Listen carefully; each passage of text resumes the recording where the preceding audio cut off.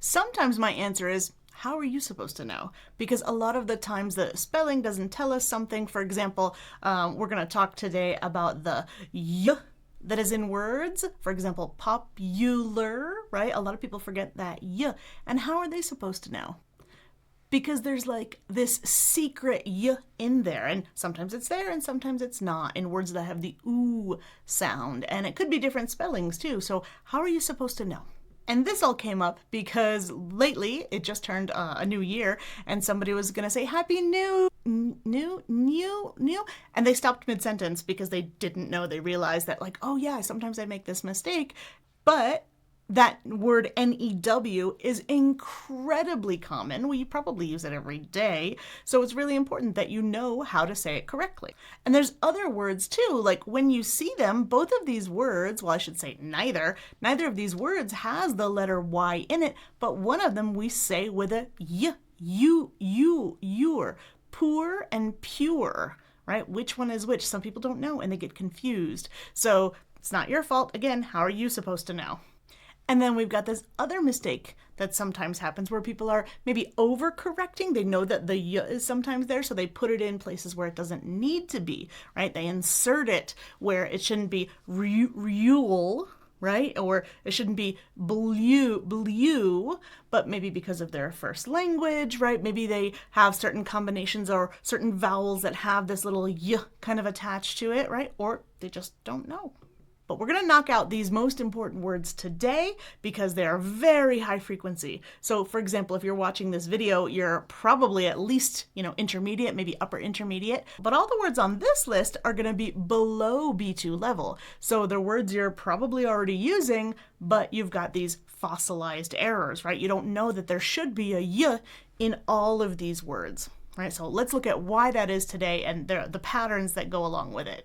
And if this is something that's helpful to you, then I have all of the 365 top frequent words, the most frequent words that people are getting wrong. And this is what I do during my one-on-one sessions or in my group sessions, but it doesn't have to be that way. You can just get a little email from me every day and knock out one of those words and see the common mistakes that you're making and say each of these words perfectly because you use them every single day. But for now, we're just going to talk about that y, whether it's there or whether it's not. Because also when you say this, sometimes if you don't put in the y where it should be, it sounds like a little bit chunky and clunky in a way. Also, sometimes it has to do with British versus American, right? So it could be also generational, and you might sound like my grandmother who is not British. So how do you know these things? Well, you won't unless somebody tells you. So the other thing is that when people are overly cautious and they're pronouncing things a little slower in one word, right? Or they're doing it a little bit more kind of too clearly in a way, then it sounds a bit forced. So we want to sound fluid and fluent as much as we can. And when we delete that y sound, then that's not happening. And the reason that this is happening is we don't write the letter. So how are you supposed to know where to put it and where not to, right? And a lot of people think it's just with the letter U in the spelling, but it's not. For example, think of the word beautiful, beautiful. Some people say be-oo or be-oo, right? And they're not getting that y in there. But you can't see it, so how are you supposed to know, right? Like we just mentioned, like sometimes other languages, they have certain rules around consonants or vowels that they're just carrying over into English because they don't know. Also, here we go, the y, just by itself, the y, and also the w, by the way. These are what we call semi-vowels. So they kind of ride the fence between vowels and consonants, so they're a little bit odd in how they behave, and we'll look at a chart in a second that might be helpful to you.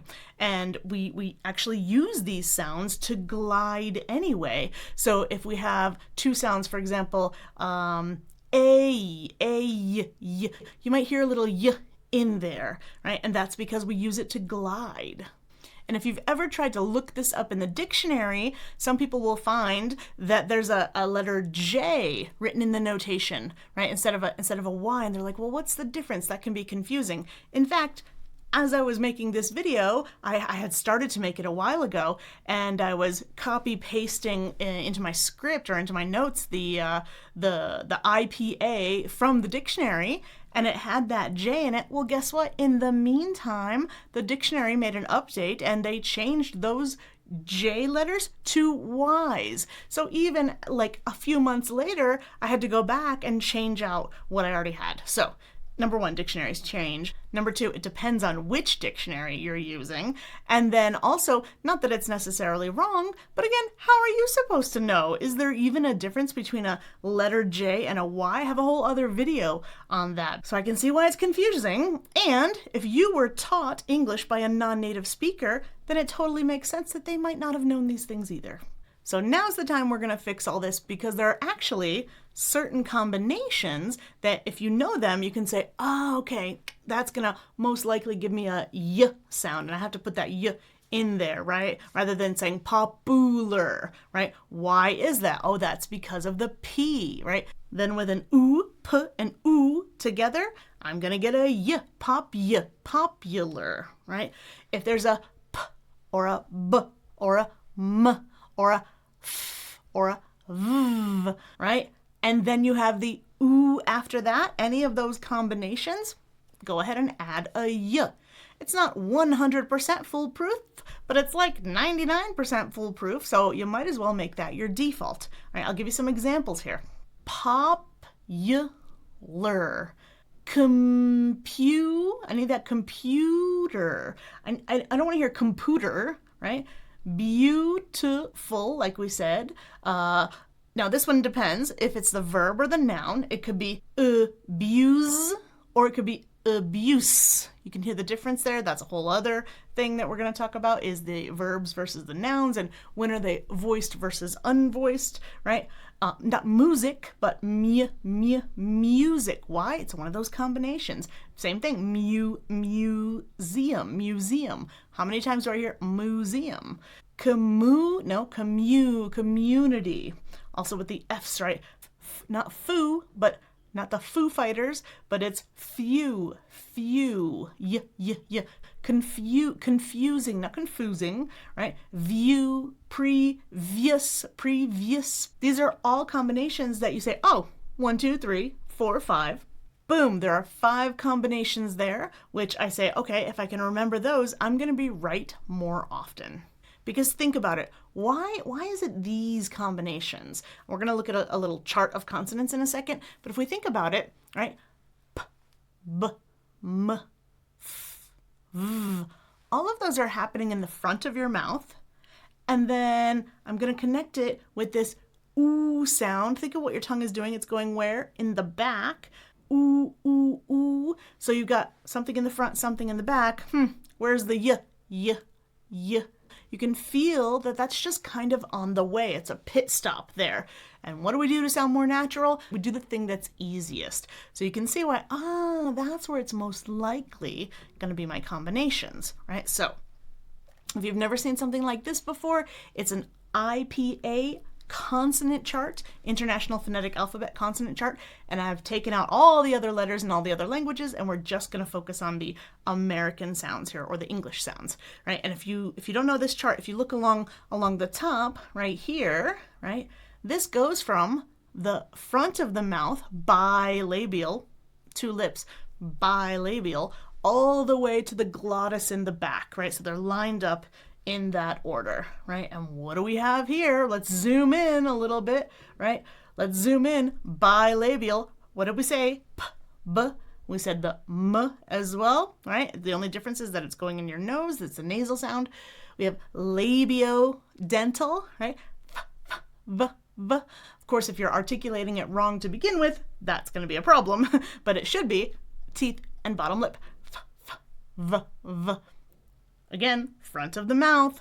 So as we can see, all these ones that are in the front of the mouth, of course, we're probably not going to get a w and a oo sound together. Woo, not really a word. So that one doesn't really work for us here, right?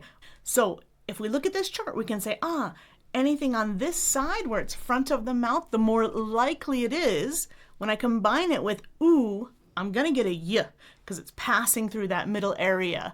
And so it's just going to happen naturally. So if I keep going on the chart, we think, okay, my tongue is between my teeth here. That's what those symbols are, those TH symbols. And th, right? Do we have any words in English that have and then oo, thu? No, not really, so it's not going to apply for us today, right? If we did, we might think, I might get a little y action in there, right?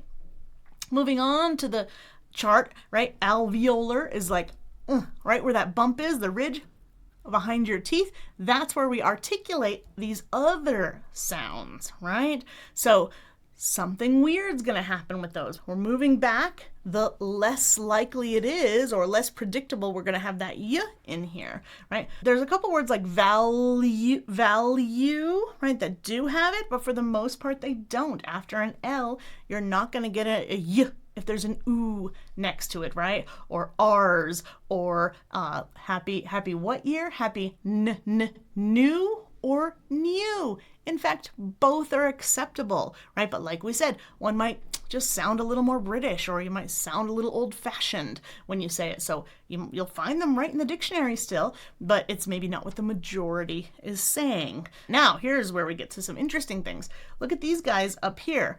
T, d, s, and z. They're going to do some funny things. So we have a t, s, unvoiced, no vibration here, t, s, with a y, versus, next one, same thing, but voiced, d, d, d, d, d, and z, right, with a y. So we're going to separate them a little bit. What happens here? Well, when I get a t and a y, situation, no, when I combine those, I get kind of a new sound that's going to come out.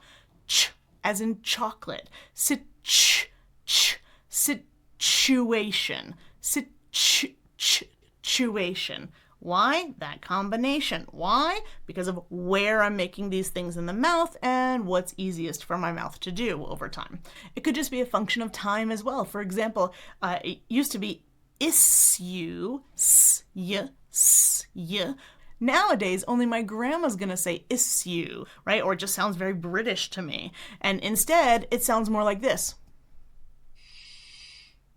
Be quiet. That's the sound I hear. Shh, shh. S and Y. S, y, sh, sh.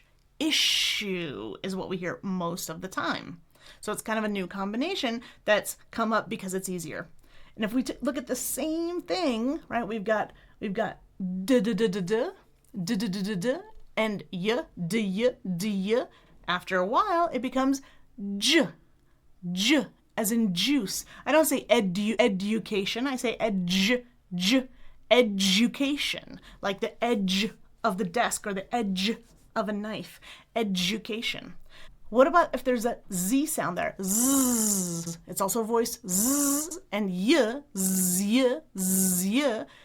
is starting to be more like the sh, but add the voicing zh, like television, visual. Right? So these are some other combinations you should be aware of, which is also going to be really helpful for you in connected speech, right? Not just inside the word, but look, now we have those same combinations. It could be a t or a s. The unvoiced ones, t or s with a y.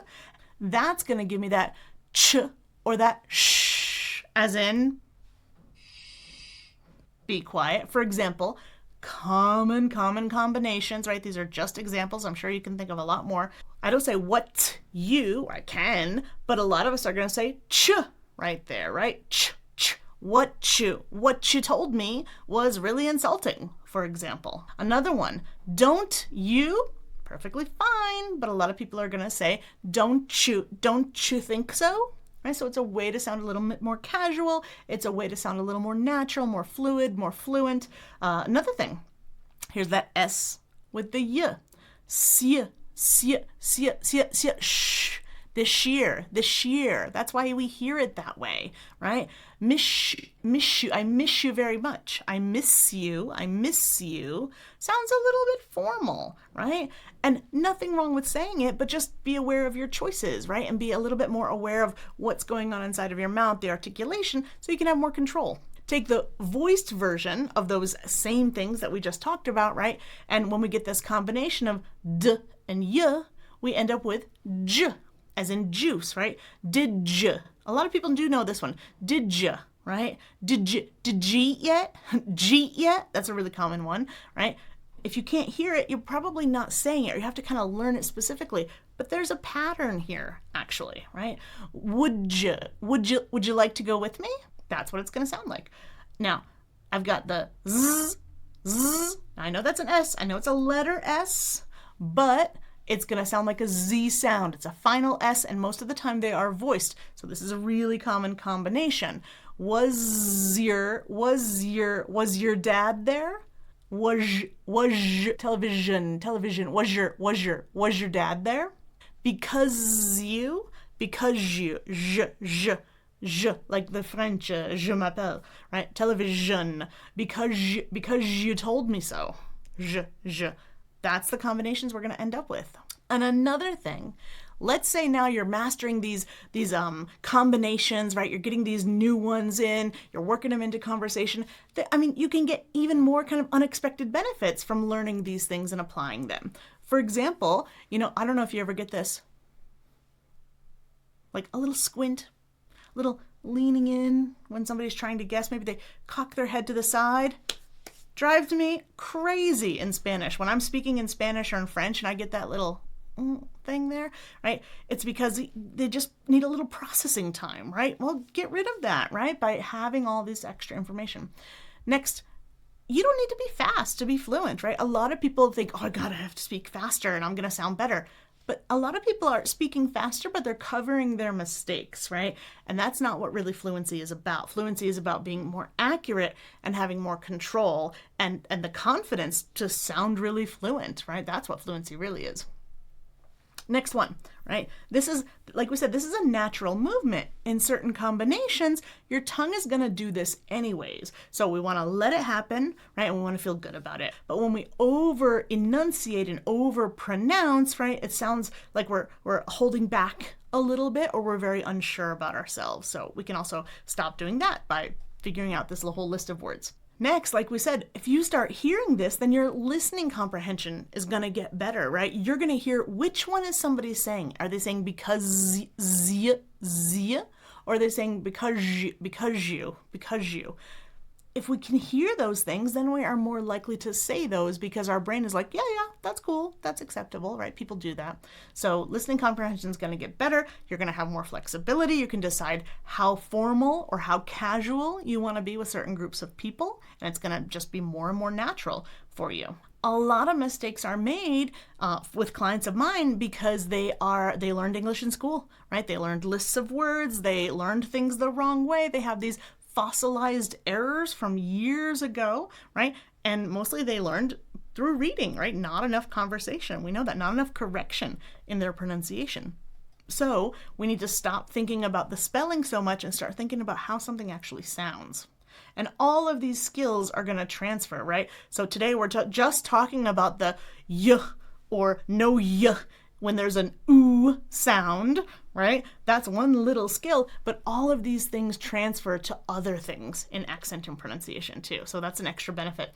And the last thing, of course, with any of these, all of this knowledge, your confidence goes up as a speaker and you feel more comfortable when you're talking to people. So here's the next thing I want you to do. Just from now on, just stop making these mistakes, right? Just this list of words, just these 5 sounds with the combination, boom. And how do we do that? Well, we have to pay close attention, right? We have to really think about, how many sounds is that? Is it 1? Is it 2? How do I know? Is my mouth moving in any way, right? We're paying attention to how many sounds we're hearing, right? What are the sounds, of course? And am I making a mistake, or did I hear somebody else make a mistake, or is that just a variation in these things, right? Knowing what those things are. Is it a mistake? Is it an error? Is it something I can't even hear yet? Am I sounding more natural, or am I sounding like I'm being a little bit cautious, right? Paying attention to that too. I know that's a lot to ask. For example, I have all these choices, right? I can do this, I can do this, I can do this. But am I just doing one sound because I saw some video on TikTok that said, oh, you have to say G yet, right? Well, if you're only saying G yet all the time and you want to sound a little bit more formal, then when it comes down to it, then you can't, right? You're kind of like stuck doing one thing. So my goal for you is to have a lot of choices, and then you can pick the right choices based on the scenario that you're in. And here's a big one. Can you do this but can you do it slowly? It's kind of like if you kind of go to the gym and you're doing some movement, right? And we're kind of like jerking the weights around and like, oh, look at me, I can do it, right? But really, it's like if you do something really, really slowly, you know you're doing it really well. So what I want you to do is actually slow down and think about the transitions, get those down, get a lot of muscle memory built up for that, and then you can go faster, and that's true fluency, right? Because you've got the accuracy down. I would say one of the last steps is when you stop thinking about those things and they become truly automatic. And automaticity is our goal, right? For all the sounds, for the high frequency words, things like that. So are you doing it, but also is it kind of a cognitive load, or are you still having to think about it every time? Because we want to get away from that as much as possible. So we want that automaticity, but the only way we get it is through repetition, like really good repetition, right? Not repeating the same old mistakes again, but really good repetition, focused, paying attention. That's how we're going to kick those out. But I know that's a lot, so I want you to start easy. Just paying attention. What I mean by that is raising your awareness, like, is my tongue in the front? Is it in the middle? Is it towards the back? How big is my jaw? Is my tongue moving? What's the shape of it, right? Just really paying attention to your mouth. I know we don't even do that in our first language. So if you start to do it in your first language, you might pay attention in the second language. For example, that T sound, right? In English, that T sound we just saw on the chart, it's on the bump. T, t. But in some languages, their T is more forward. And it's almost like at the teeth, right? And maybe it's more of an explosive sound or less air, right? Just kind of pay attention to your first language and how people are speaking in English, right? Start with that. And then the more you can listen to those things and catch little differences and say, I wonder why that is, right? You're going to start to cock your head to the side a little bit, and you're going to listen a little bit more closely. And then, like a parrot, then you're going to be able to parrot anything you want, right? I don't like to call it shadowing. I like to say parroting, because you want to copy, right? You want to sound as close to the original as possible. So you can't do that by just like, oh, I'm going to shadow. I'm just going to do something. No, I want you to think about being a parrot, and you're saying, I'm going to copy exactly what they said, right? And I'm going to mimic what they said, but I can't do that effectively without thinking about where's my tongue, how is the airflow, right? How long is the vowel, all of those little things. So when I say start easy, I should say start simple, right? These are simple things. They're not easy. I should change these slides. But what I mean is, instead of just talking, just pay more attention, right? Listen a little more closely and be curious, kind of like a parrot. And if you have any questions, then you can always ask me. I have a whole community of people. It's absolutely free to join. You can find the link down below. It's totally free to join my community. Also, there's a link down below for that 365 training, but just joining the community is absolutely free, and you can always post a question in there. It's an international group of people, and we have different kind of categories and channels, and you'll see there's free events. I've got my masterclass every month that you can go to for free, plus another event every month absolutely for free. You can meet other people like you from all around the world, and you can post that question. For example, one person actually asked me recently, they said, oh, okay, what about this X, right? Like in the word box, right? Because actually there are 4 different pronunciations. So if you want to check that out, that's in this other video that you can watch next. I hope that we see each other in the meantime in the community.